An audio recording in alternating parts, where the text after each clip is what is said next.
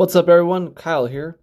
I am super excited to share that my audiobook version of Travel Tips is up now. You can find it on Audible, Libro.fm, and anywhere else that you get your podcasts. Go check it out and buy a copy. It also has 30 minutes, a little over 30 minutes of bonus commentary that isn't in the actual book, so that's a little added bonus. But go check it out. I appreciate all the support, and I hope you guys enjoy the episode.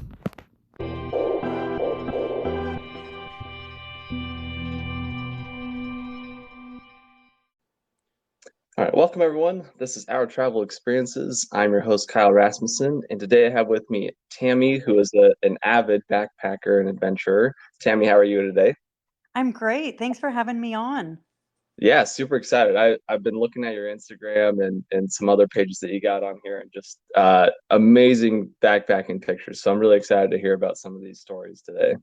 Awesome. I'm excited to tell them. Yeah, well, so I know we mentioned before we hopped on here that that you've only been backpacking for a few years. So tell me how you got into backpacking. Well, years ago, we're talking like 30 years ago, my husband and I went backpacking in Missouri, and we made it 2 nights before we heard wolves all night howling, and we had our dogs with us. And so it kind of was the end of it after we spent about $1,000 on gear at REI. But fast forward, my husband was in the military, so we traveled a lot. I had 3 kids. Kind of life just gets in the way, and I wasn't really able to have much time to do things. And in 2021, during COVID, my oldest daughter, who was 25 at the time, invited me to go with her on a backpacking trip up to Idaho and Montana. And the rest is kind of history. I kind of got hooked and bought so much gear and rebought so much gear and rebought so much gear to go more ultralight. But that was the beginnings of it for me. And I've been all over the place since. Yeah, what's been some of your recent hikes that you've enjoyed? Well, last year I set my goals on the John Muir Trail and Mount Whitney and did that in about 3 weeks. I recently did the Appalachian Trail about 2 months ago in the Shenandoah section in Virginia, which was really interesting. Definitely different terrain than the John Muir Trail and the Sierras, but beautiful and lush in its own way, for sure. Yeah, that's kind of interesting. I've heard that hiking on the East Coast is a lot different than on the West Coast. So different. So different, wet, rainy. We did experience some rain on the John Muir Trail, but it was few and far between. We ended up having to get off the Appalachian Trail on the last day because the temperature dropped to about 45 Oh and it was wow. pouring rain. Our feet were soaked. As a matter of fact, my feet are still peeling 2 months later. Oh no. And that's just something that happens when your feet get wet. Apparently, it was close to trench foot, which is a really Oh, scary geez. thing. Yeah. Wow. That's crazy. It's kind of interesting seeing the different terrain. I would think that like up here in Washington where I'm at, I would think, that would be more of a concern up there versus the East Coast, because it's wet a lot of the year up in Right. Washington and in the high mountains, Yeah, on the for West sure. Coast. But that's fascinating. So I saw here on your Instagram that you did the Mount Whitney portal. It said 220 miles that you hiked. Yeah. Yes. So the John Muir Trail runs about 211 miles, and you can go either northbound or southbound. I was lucky enough to score a golden ticket, which is out of Happy Isles in Yosemite, and it goes all the way to Whitney Portal. And you can choose to do Mount Whitney in the end. Most people do. But given the altitude challenges, some people decide not to do it. Mhm. It was number one on my list once I started backpacking. I decided I was going to do it no matter what. And that was that. We ended up doing it. Let's see, it was about 21 days I was on trail, starting out at Happy Isles. It's a beautiful terrain in the Sierras. I don't know. I haven't been up to Washington yet, but I've heard it's just as spectacular. But it's the most beautiful thing I've ever seen. What was that like being out there for 3 weeks?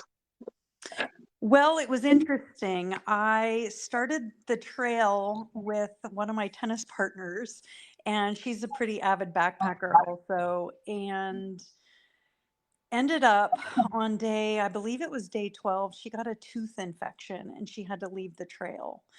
But lucky for me, on day 3 in Tuolumne Meadows, we met up with another backpacker who was solo, and she and I ended up summiting Mount Whitney together on the last day. So I Wow. was really lucky to have found someone else, because I think I probably would have gotten off trail at that point if I was solo. I don't know that I'm meant to be a solo backpacker for that long of time, because 3 weeks away from my family was really hard for me. Grateful for a Garmin to keep, in touch with my family and such, but it's just not the same when you're out there fighting it every day, doing Mhm. about 6,000 elevation gain and loss. It was a lot of climbing, a lot of descending, and beautiful though. I mean, honestly, some days I just cried at the beautiful terrain and the things we saw. It was incredible. Yeah, I mean it looks stunning from the pictures that you took, but yeah, I can't imagine. I mean, all the elevation gain and loss, that's pretty hard terrain out there. Yeah, for to sure. be- I think in the end, I think my Garmin tracked 70,000 feet elevation gain and loss, oh my gosh. which is insane. Yeah. Yeah. It was pretty insane. But, for me, that was like my biggest backpacking trip I've done.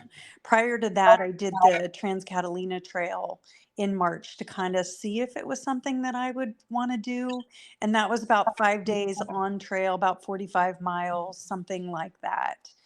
And I was hooked. I was sure I was going to do the John Muir Trail no matter what. And things just fell into place, fortunately for me.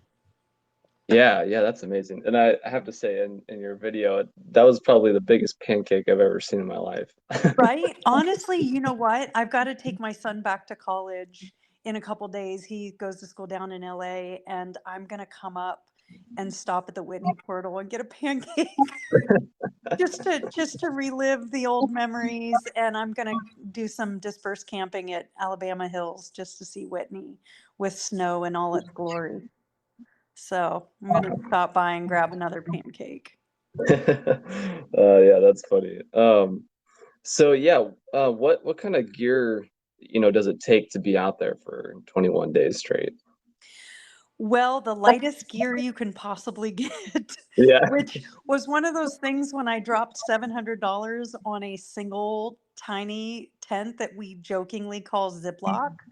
Uh, my husband was like, "Wait, what? You already have two tents." And I was like, "I know, but I need an 18-ounce tent." So my tent has no like real doors on it. It does zip and it has mesh, but it is the lightest tent you can find, except that it does, the condensation when it rains, you definitely get wet. but Uh, but being out there for 3 weeks, I mean, everything has to be as ultralight as it can. I have bad knees, and going into John Muir Trail, I was um, probably closer to a knee replacement than I thought I was. And I had to make sure my weight was, sub 12 pounds for my base weight. And so the lighter you go, the more expensive it costs. mhm. But definitely my backpack, my sleeping quilt weighs 18 ounces. Everything is super ultralight, and that allows me to be out there with bad knees. So yeah, definitely a huge investment to do something like that. Yeah. Did you go stop to like refill anywhere, like, get new snacks, food, that sort of thing, or did you just have, your food for the 3 weeks the entire time? Yes. So backpacking in the Sierras, you definitely have to carry a bear canister with you. So I carry a barricade weekender, which really is technically for two people to do a weekend trip, but I can get 10 to 12 days of food in my weekender just by really Wow. doing a good job packing. Everything is mostly freeze dried.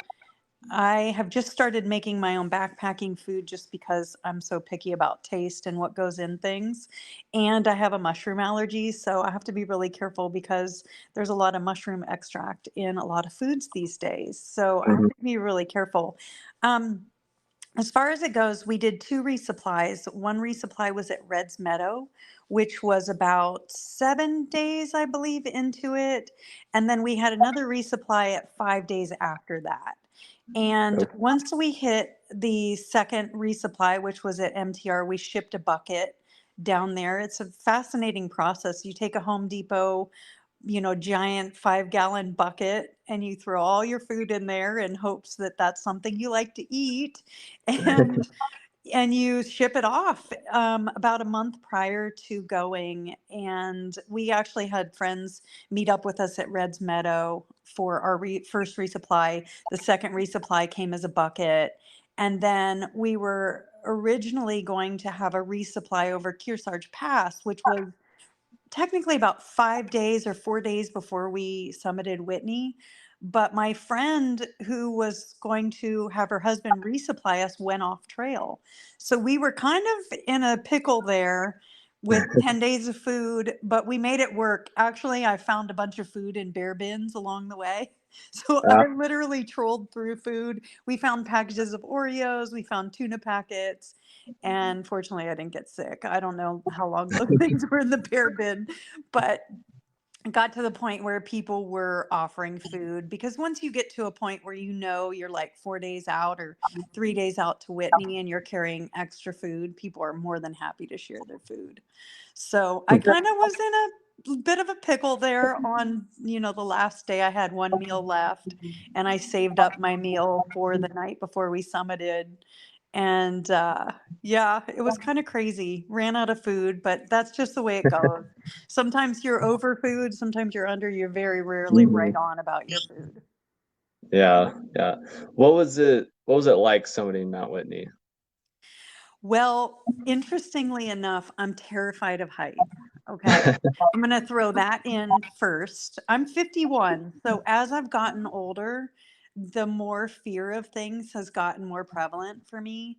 Um, the interesting part about it all also is that I have altitude sickness. So I Mm. spent about six weeks prior to our trip in Lake Tahoe in Desolation Wilderness, getting prepared for altitude. So I would go up there and spend about 3 days backpacking, slowly trickling up to where I spent a week in Mammoth at about 9,500 feet and slowly acclimated myself to being able to do this. So I took Diamox, which is a altitude sickness medication, and then by the time I got to Whitney, I was able to not use the medication.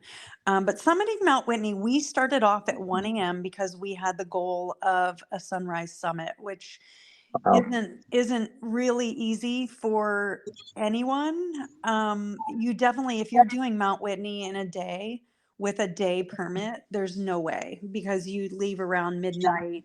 Maybe you summit around 11 o'clock in the morning or so because it's like a 22-mile from the portal up and the portal back. But for us, we got to come from Guitar Lake, which was about 4.5 miles, I think, from the summit. And so we spent the night at Guitar Lake, got up at 1 a.m., started climbing around 1:30, I think it was, with our headlamps. And fortunately for me, I didn't have to see how high up we were. So my fear of heights was mostly just limited to what my headlamp could see. There were a couple times I will say as we got closer to the top after Trail Crest, where I took a step and recognized that the next step, if I kept going in that direction, would have been off the cliff. Oh So gosh. definitely there were parts of the trail that were very narrow and places where you could just put a shoe and kind of go through as if you're on, like a balance beam. There were some Yeah. parts of it that were really sketchy. But we had done so many passes up to that point that it wasn't a scary thing for me. Mhm. And we got up to the summit, I want to say around 5:30. And once we were up on the summit, we had cell service for the first time in 10 days. So I was able to actually FaceTime my husband and we watched the sunrise together, which was Oh one of the wow. coolest things ever. Yeah. But it was definitely really cold up there. I want to say it was probably about 28 degrees. And so we were huddled in sleeping bags and quilts to try to stay warm. There were probably about maybe 8 other people up there with us for the sunrise that day. It was August 27th, 2022. Wow. That's amazing. I can't imagine trying to hike up, that mountain in the dark for many hours and especially being scared of heights and everything. But I Yeah, imagine it it was was so actually worth a it. good thing because, you just don't realize when you get close up to the summit, there are these famous windows. They're called Whitney windows. And it's kind of fascinating. It's an opening in the rock, and I believe there are 3 of them. So as you pass by these windows, it was still dark, but you could see the town of Lone Pine below you with the Mm. lights. And I'm not really sure. I want to say Lone Pine is probably resting around 7,000 feet. I could be really wrong, but Whitney is 14,005. So you're looking up. You're probably about 6,000 feet below you, looking at the lights in the town, which was really one of the coolest things ever. I have a couple pictures of me in the windows on my Instagram, thanks to my amazing trail sister Jenna, who's a photographer. I was so lucky to end up with someone who's an adventure photographer, and so that's how we ended up with all those beautiful pictures. Wow. Yeah, pretty fascinating, but the windows are really cool. Even some people only make it up to the windows, and it's just a beautiful view even from there.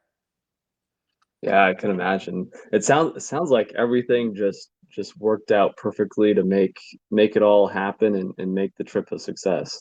It did. I definitely started struggling, I want to say about 13,000 feet.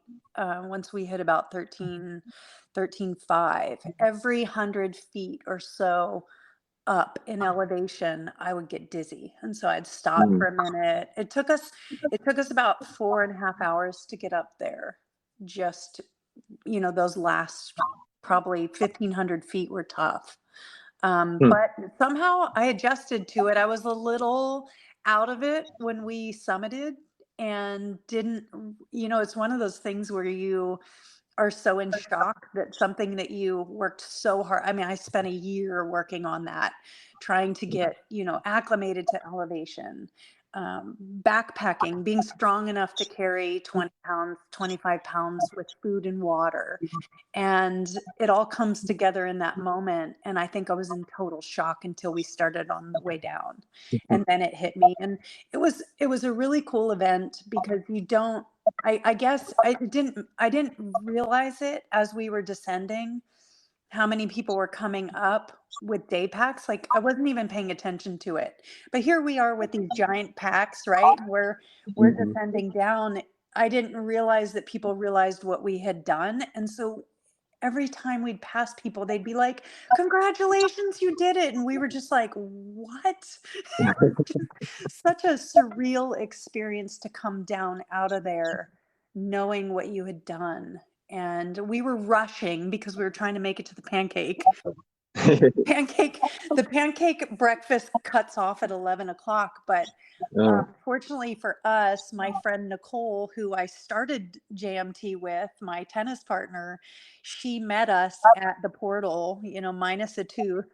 at that point, 'cause she had to go home and get her tooth pulled and Hmm. deal with all that. But she came and met us, and she got the pancake for us. So we actually didn't get down to the portal, I want to say, until almost 1:45, I think it was. So it took us that long to descend down from the summit. We ended up leaving the summit, I want to say, around 7:30. So it took us, God, Okay. 6 hours, but we really basked in it. It was beautiful. We met some other hikers, backpackers going down, and we all just kind of came through the portal together. It was a beautiful experience, like a finish line. Yeah, that's amazing. I mean, that's something that you can just have forever and say that, yeah, I did that. Yeah, I will say I don't know if I'll do it again, but I'm very pulled to see Whitney. And I'm excited to see Whitney in a couple days just to kind of bask in it and look at it and enjoy the majesty of it all. Yeah, it's a beautiful thing to say I did it. Some days I wake up and I still can't believe it happened the way it did. So everything fell together, and it just was amazing despite my altitude issues and my fear of heights. I kind of got over it a little bit, but it definitely, I struggle with vertigo in daily life. So Mhm. it was one of those things that I was grateful that I could conquer through and get through a lot of, fears as well. Mhm. Yeah, yeah, what a huge accomplishment. Yeah, Do you thank have any other mountains or major trails that you're looking to traverse? Well, after doing the AT, I recognize that I definitely want to go up to Vermont and do White Mountain, that part of the Appalachian Trail. And I definitely want to get up to Washington and do some more, some backpacking up there for sure. I've been asked a couple times to go up there, and it's just been at the wrong times. Permits are really hard to get. And Hmm. so I'm also looking, I'd like to go do Mont Blanc, the Tour de Mont Blanc. Okay. Yeah, over in Europe. But for now, I just have some camping trips lined up for this year. And my husband and I are going to do a bunch of traveling, hopefully over to Europe at the end of the year. So nothing huge planned, but last year was my big year. Yeah. Yeah, it sounds like a lot of planning and research went into that. Yeah. Oh, yeah, definitely. I mean, it took probably 6 months to figure out how to, register for the permits, how to pack for things. I had never done 3 weeks of backpacking and what that would look like, and making sure you brought everything you needed, things that you didn't need. And fortunately, I had done so many trips, like up to Desolation Wilderness. I did some backpacking down in Mammoth, and I had narrowed down to the point where I didn't bring anything that I shouldn't have, and I didn't miss anything that I should have brought, you know? So Mhm. I actually had it all dialed in by the time I left. Yeah. What was that process like? Like getting the permits, getting all the gear, that sort of thing. Did you just have to do it piece by piece, or was there certain time frames you had to, get permits or things like that? Well, the permits are really challenging. First of all, the permit that I actually got for two people, I believe Yosemite only gives out 20 per day. So, and there's thousands of people going for it. So I never win anything. So I don't even know how that happened. Well, I will tell you how it happened actually. This is not something I totally would tell people to do, but I had gone down to Yosemite in November with my daughter and went up onto the mist trail, and I grabbed a bunch of leaves. This sounds so weird, but I grabbed a bunch of leaves off the trail and I put them in my pocket. I took them home. I put it in a little dish and I manifested it. And I mean, I don't know. I think I was just lucky, but it was one of those things where I was like, I want to take some of this home with me. I really want this so bad. And I just manifested it all, for 6 months in hopes that I would Mhm. get in there. And I believe I went for the permits in March, And then a week later got the results. And it's so funny because when I asked my friend Nicole, think I was going to get the permits. Well, I got the permits and I was like, hey, so guess what? I got Happy Isles to Whitney. And she's like, oh shit. so so that's kind of, the permits were really fascinating. I had to learn like where to get the permits out of, how to get, like it's tricky. You can get permits out of Happy Isles, but it's a Donahue Pass ineligible. So you can either get an eligible for Donahue Pass or an ineligible for Donahue Pass. And some people get their permits and don't realize that you have to have Donahue eligible, because Donahue is one of the first passes that gets you out of Yosemite and into, I believe it's Inyo National Forest. And it's just doing all the research. It was so much work. There was a Facebook group and I just read everything religiously. There's files in it. It's a John Muir Trail Facebook group. And it was so helpful for me because I would just sit and listen to or read everything about what people were asking questions, you know, and try to get as much knowledge as I could, and had to figure out exactly our mileage, how many miles were we going to do a day. We kind of estimated around 10 miles a day, but some days were like 15-mile days, some days were like 4-mile days. It just depended.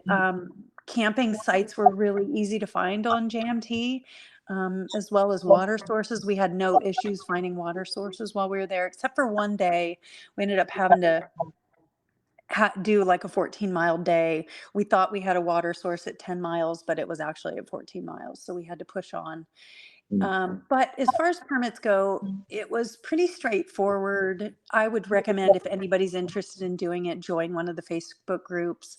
That's one of the reasons that I stay on Facebook, is just for the groups and the information that I can find there. As far as gear goes, I started out with basic gear, went to REI, bought stuff, you know, and fortunately for me, I went through 4 pads before I found it, and REI is really good about that.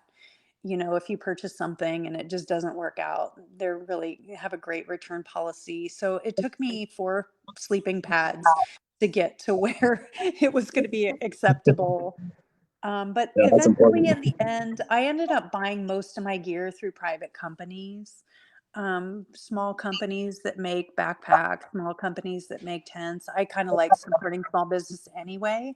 But, you know, basic things I can get through REI as far as food, dehydrated food, and, you know, small things like headlamps and things like that, I get through REI. But as far as the regular gear, I like to buy from small companies, and I still do. I've changed my backpack twice now. But you know, most everything I have is dialed in and I'm ready to go on a month-long backpacking trip right now if I need to, with ultra lightweight. So my gear is pretty much dialed in to what I need. Yeah, that's good. I can imagine just that first initial getting all the gear is a lot of work, but once you have it, I feel like it makes it a lot easier. Yeah, it was so much work. It probably took me about a year of planning that. And I still have some of my older tents, and those tents go with me when I do car camping or Mhm. sorry, regular camping, not backpacking.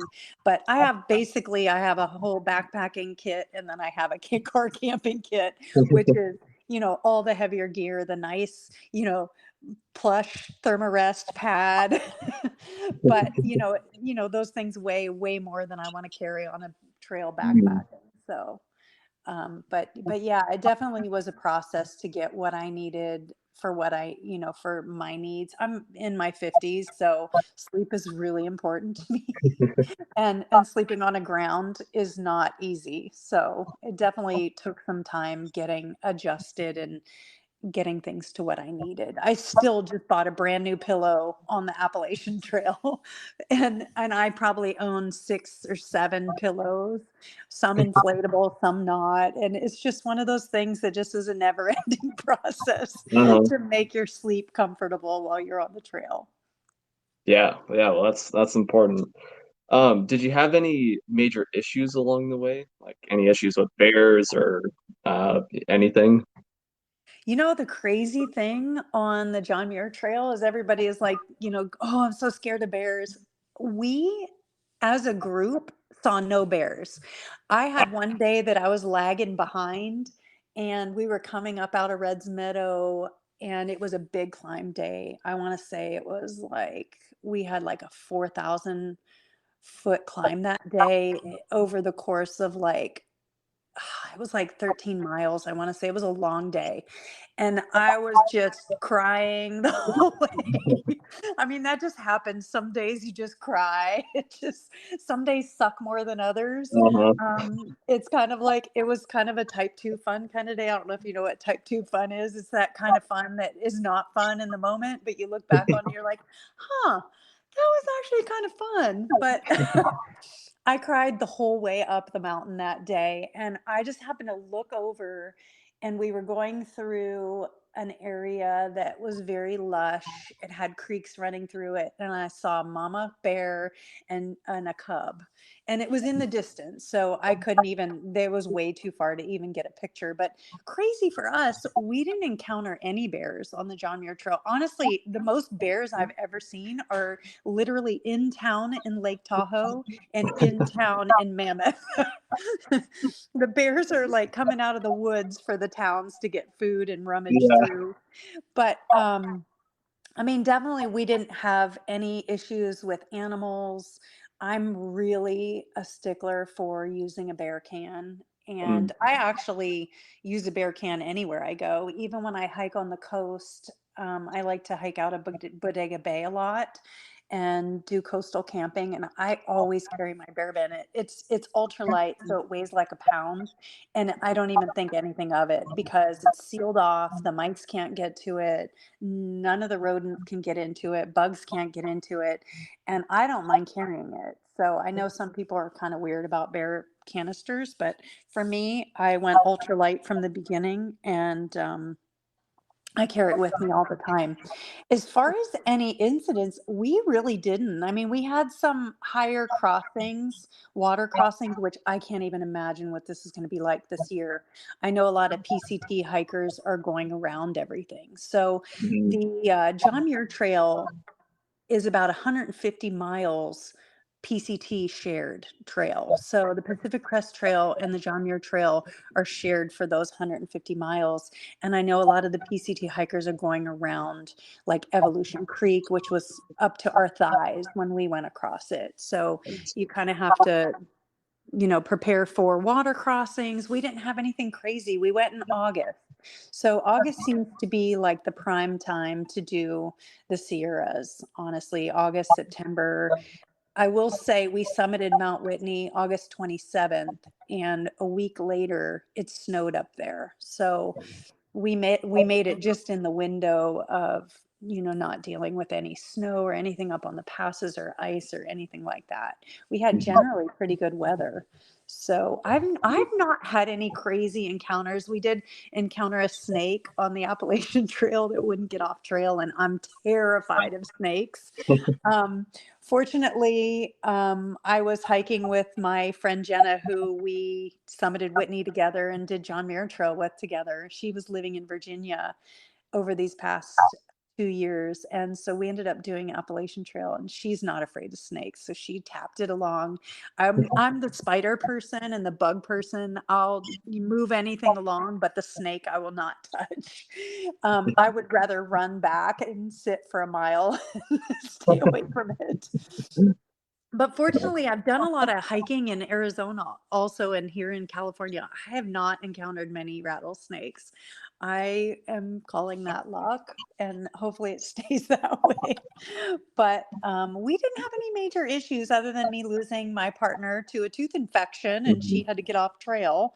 That was a hard thing. But yeah, fortunately, we hadn't many major issues. We definitely saw a lot of marmots, and they try to steal your food, and squirrels and chipmunks and all of that. But if you use a bear canister, you don't have many issues. Yeah, that's good. I didn't realize that the bear canisters were so light that you could take. take with you very Some easily. of them are. And actually, the really cool thing I saw, I use a barricade, which is, I want to say, I don't know what it's made of, but it's pretty durable. And it weighs about a pound.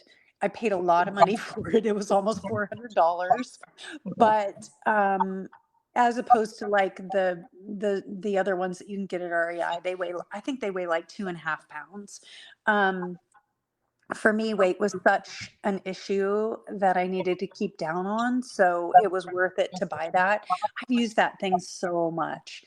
I actually take it with me. It fits easily in my backpack. I have no issues. Sometimes when it's out of food or I have less food, I just pack some of my clothes in there because I know they're not going to get wet that way. Hmm.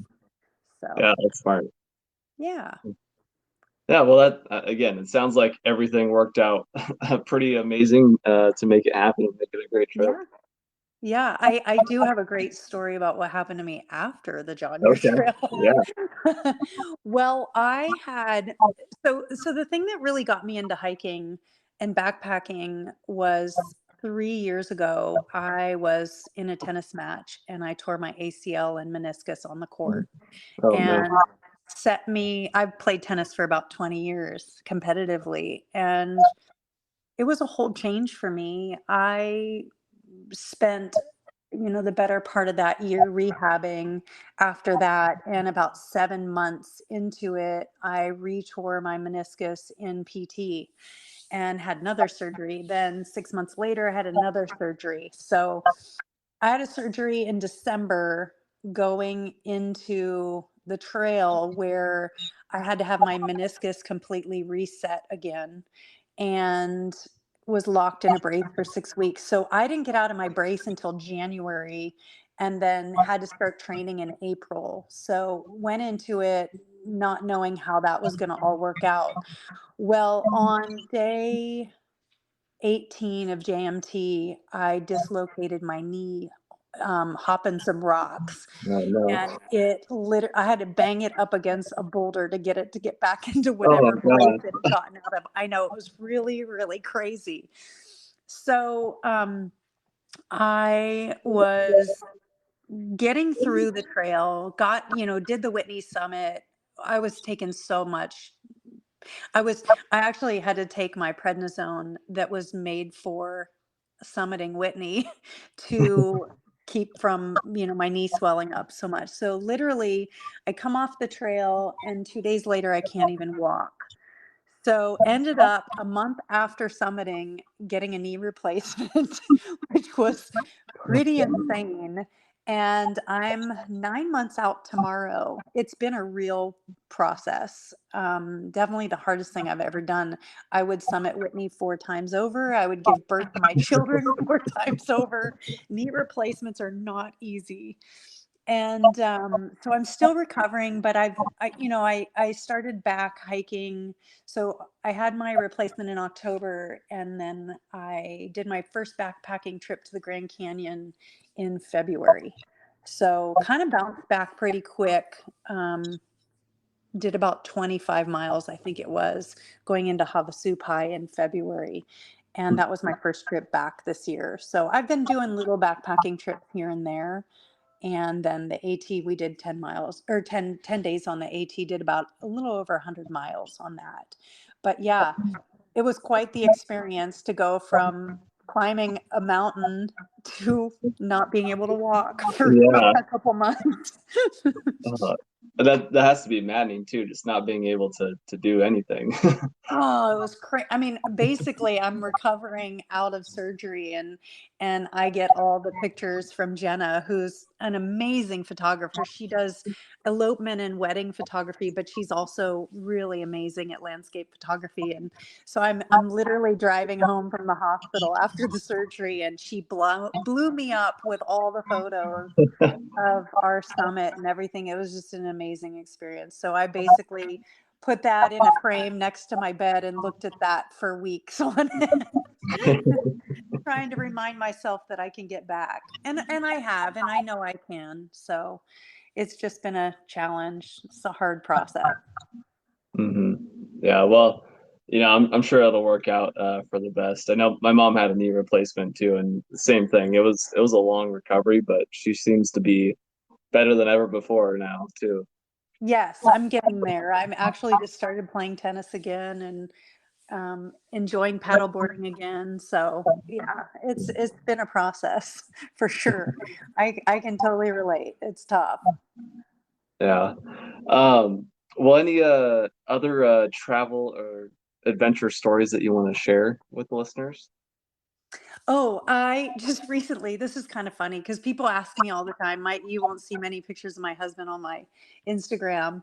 Um, we just recently went to Tahiti, Oh, and it was wow. a trip that I had dreamed of for a long time. Wanted to go to Bora Bora. Well, on our way there, well, we went to Tahiti, then we took a ferry over to Moorea. Have you heard of Moorea? Have you been to Moorea? I don't think so. Oh my goodness. So it's the luscious island I've ever seen. We ended up going hiking and I talked him into going hiking with me.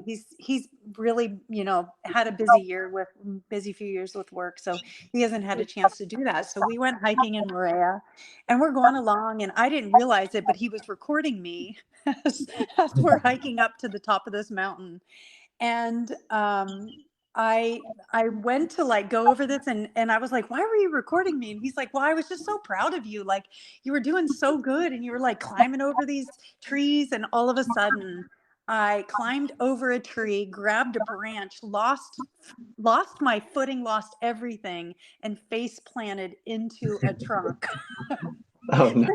He got it all on video is the funniest thing. But I will say there is, if you ever want to do some beautiful hiking, Moray is the place to go. It's absolutely stunning. It's an island. It's about a 45-minute ferry ride from the main island of Tahiti, and probably about an hour flight from Bora Bora if you ever make it that way. We ended up going to Bora Bora. I told him we weren't going to do anything. We were going to lay around on the beach, and that was not how we did it. We were ATVing up into the mountains. We were jet skiing. We went, snorkeling, and there was never any downtime. I just don't know what that is, I guess. Yeah. So that was my vacation slash adventure trip recently this year. But Hmm. hopefully I can get him into hiking with me more and possibly backpacking. We'll see. Yeah, that's funny. I definitely relate to that. You know, in theory, it sounds fun to lay on the beach and just watch the water, but I can't do that in reality. 10 seconds into that, I'm ready to go adventure and, You're and go bouncing, hiking and right? do Me too. whatever. I was like, I think I'm going to go paddleboarding. Oh, I'm going to go do this. I'm going to go take the kayak out, laying Yeah, there on the beach. I can't sit still either. I'm definitely one of those people that is very hard to keep down. yeah. Um, so I got to ask, you have in your bio here something about the Her Project. What is that? Oh, yes. Okay. Well, it's very much in the beginnings of launching. A friend of mine, okay, well, here's a story. So, I have a daughter who's in her 20s who was really, really sick for about 10 years. And we spent a lot of time in the hospital. And in the hospital, I met another mom whose daughter was the same thing and chronically ill for years. And one thing that we recognized while we were living this sort of life, how hard it is to find time for yourself, and how little time you take for yourself. And I honestly am definitely looking back on it, quite, I was quite the martyr when I was a mom of not taking time for myself. I think the younger generation these days is so much better at self-care and self-love and taking time for themselves. I just didn't give myself the grace for something like that. And together we started backpacking a couple years ago. And the idea of it is, HER stands for Healing, Exploring, Rising. And it's a moment of taking the recognition that we all need to take time for ourselves, and we need to make a life for ourselves outside of who we are as a spouse, who we are as a mother, who we are as a caretaker.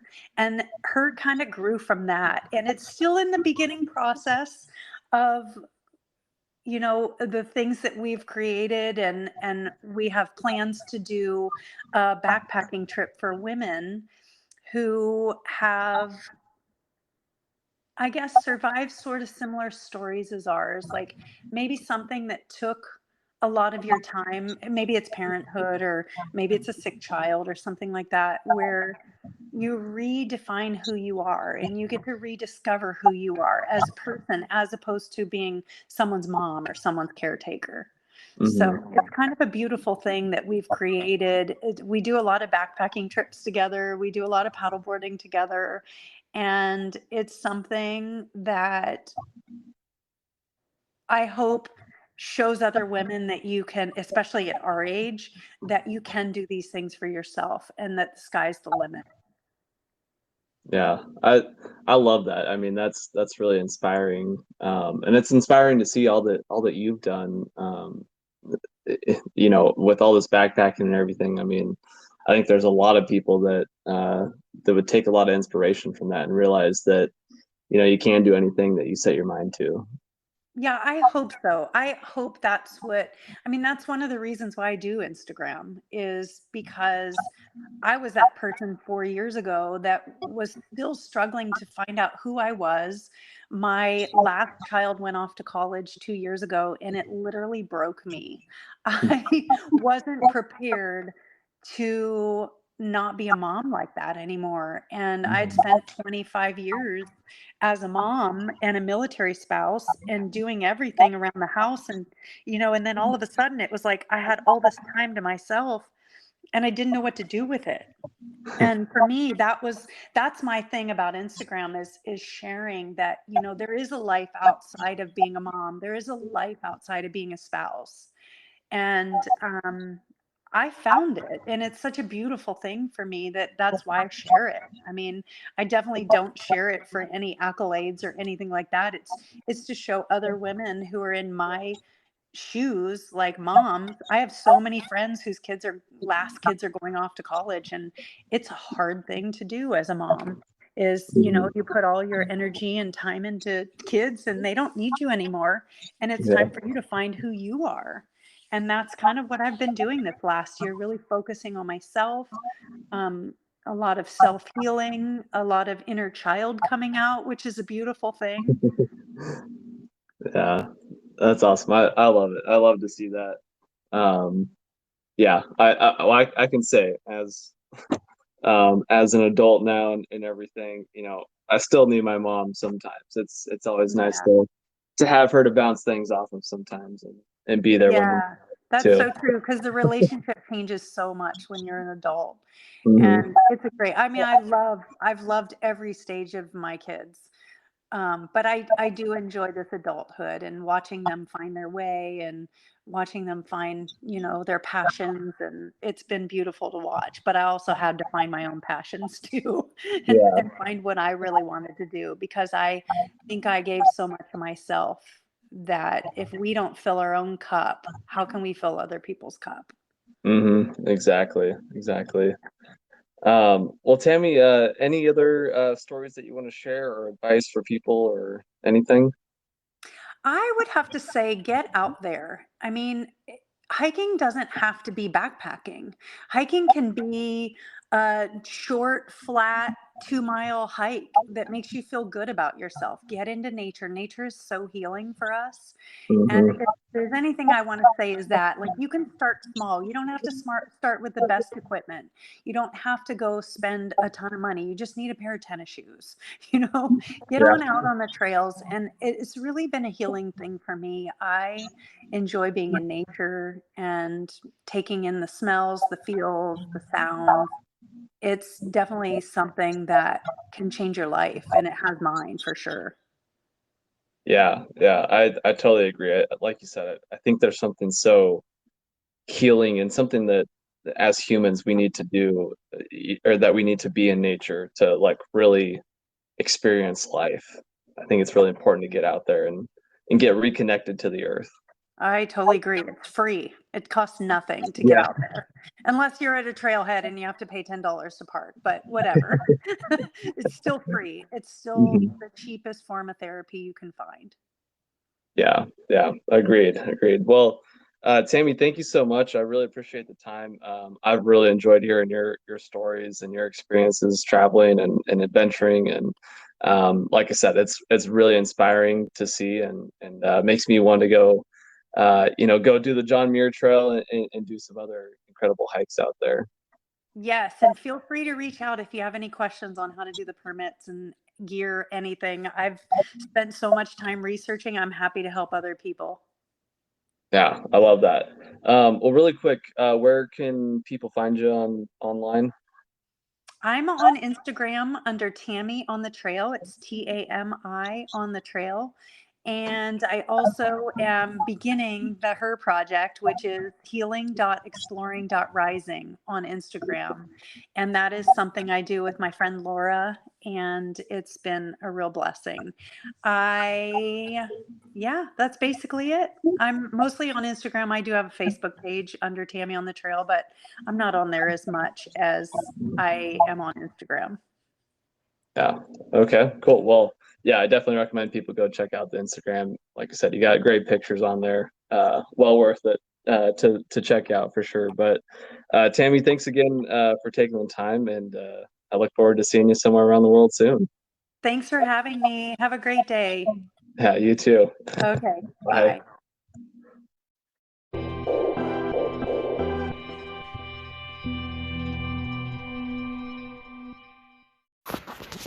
Hey everybody, Kyle here.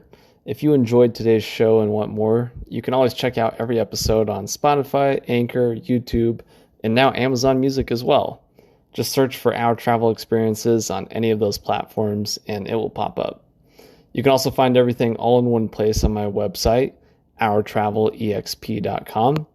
And if you want to see my travel pictures as well as travel pictures from guests on the show, you can check them out on Instagram. The page is called Our Travel Experiences Podcast.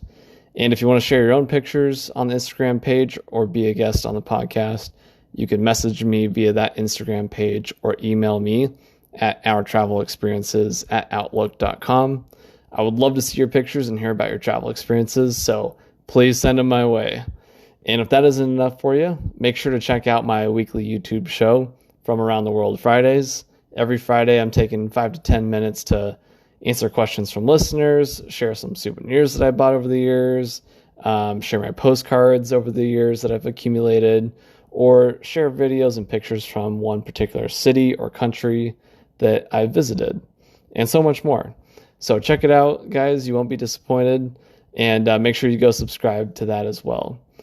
Thanks again for listening, and I'll see you somewhere around the world soon.